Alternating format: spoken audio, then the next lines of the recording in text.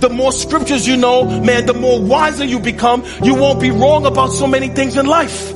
Man, I'm telling you right now, there are people right now confused about life. If a loving God exists, how could he allow wars? How could he allow sickness and disease? How could he allow death and cancer? You know what? A loving God can exist, because if God was loving, he would never allow human beings to do that. My brother, my sister, you are wrong.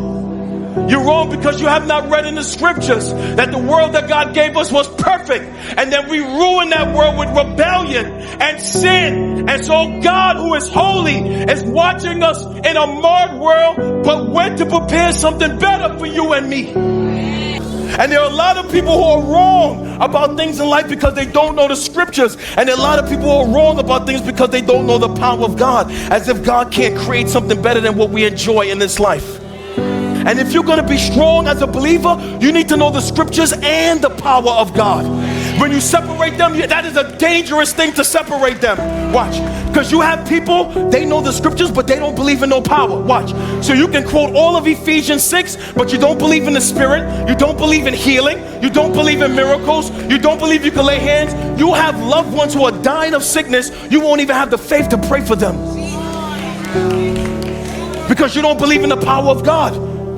You think all of that died with the apostles. You think everything is gone. So you won't even have the courage to lay hands on a sick person. And then you got other people, they love power, but they don't love the scriptures.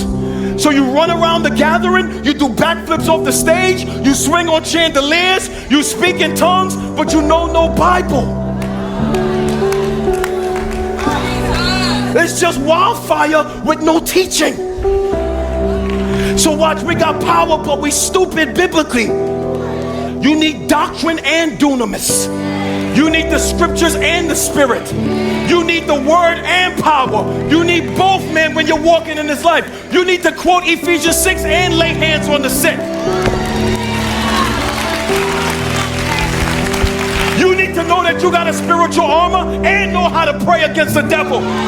So you're reading your little devotional while the devil is beating you in your soul, but you don't have the courage to pray against him with warfare prayers, because you know the word, but you don't know no power.